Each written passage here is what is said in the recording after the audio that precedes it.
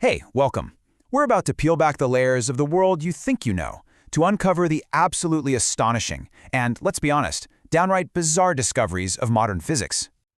That sounds like a question for a philosophy class, right? But over the last century, it's a question that physicists have been forced to ask. And trust me, their answers have completely shattered our old, comfortable ideas about how the universe works. So, before we dive into the really mind-bending stuff, let's just reframe what physics even is. Seriously, forget the dusty textbooks. Think of it as the ultimate human adventure.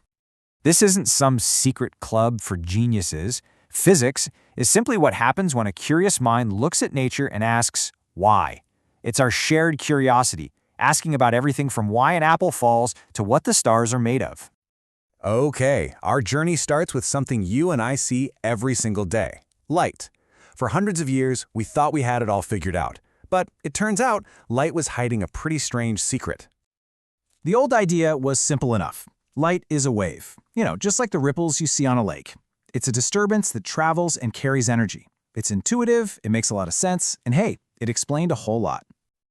But, and there's always a but in science, this is where reality starts to get a little fuzzy. Scientists noticed something called the photoelectric effect. Basically, when you shine a light on a piece of metal, it can knock electrons loose. The problem? It just didn't happen the way a wave should.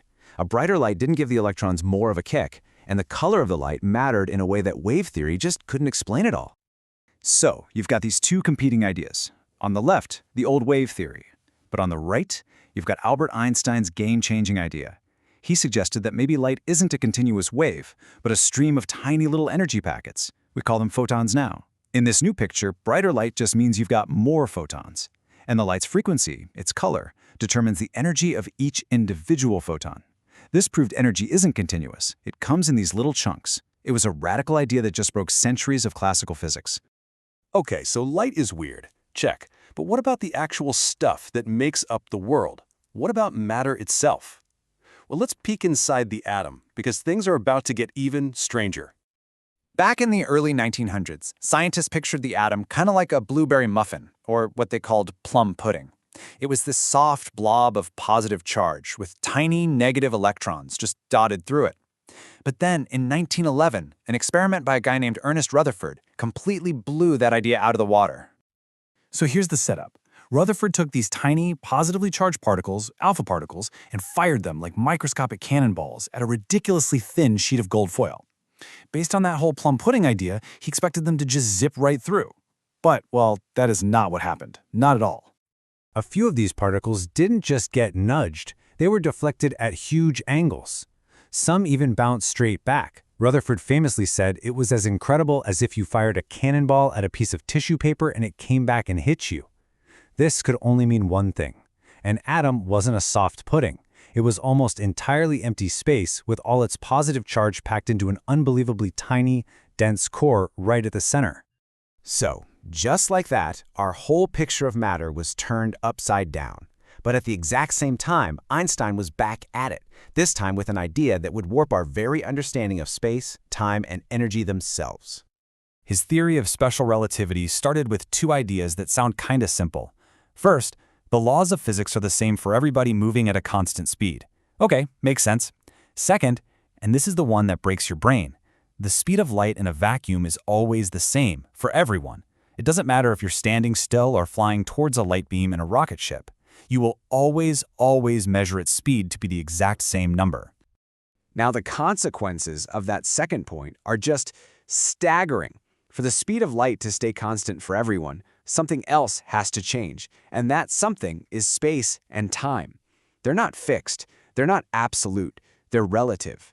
For an object moving really fast, close to the speed of light, time itself actually passes more slowly compared to someone standing still. And out of this mind-bending theory came the most famous equation in history, E equals mc squared. It looks simple, but it reveals a truth about the universe that is just profound. It tells us that mass and energy are just two sides of the same coin. Mass is basically a super concentrated form of energy. So how much energy are we talking about here? To put it in perspective, If you could take a tiny 46-gram jar of baby food and convert all of its mass perfectly into energy, you'd have enough power to run a 100-watt light bulb for 1.3 million years. That's the staggering power locked inside even the tiniest bits of matter. All right, let's recap. We've seen that light can be a particle. Atoms are almost totally empty, and time can literally slow down. But the deepest, most baffling discovery was still on its way. Welcome to the quantum puzzle. Remember how we said light has a double identity? Well, quantum mechanics showed us that actually everything does. An electron, a proton, you, me, everything in the universe has both particle-like and wave-like properties. Now, for big things like us, that wave nature is so tiny we could never notice it. But for the tiny particles that make us up, it defines their entire reality. And this leads to one of the absolute cornerstones of this new reality, the uncertainty principle. It basically says there's a fundamental limit to what we can ever know about a particle. The more you pin down its exact location, the less you can possibly know about where it's going. And this isn't because our measuring tools aren't good enough. No, this is a fundamental rule of the universe. The implication here is just massive. That old dream of a perfect clockwork universe where if you knew where everything was, you could predict the future perfectly, that dream is dead. You can't even know everything about one particle, let alone all of them. What this means is that at the deepest, most fundamental level, reality isn't set in stone. It's a game of chance, governed by the laws of probability. All of these incredible, reality-shattering discoveries, photons, empty atoms, warped space-time, quantum uncertainty, they didn't come from some alien instruction manual. They all started right here, with plain old human curiosity. They're the answers we found when we just had the courage to ask the biggest questions we could think of. And that brings us all the way back to where we started, but with a whole new way of seeing things. We've watched our reality shift from a solid, predictable machine to something much, much stranger. A universe where energy comes in packets, solid matter is mostly empty space, time itself can stretch and shrink, and the future is fundamentally a roll of the dice. So, if the very ground beneath our feet exists only as a cloud of possibilities until we look, what does it even mean to say that something is real?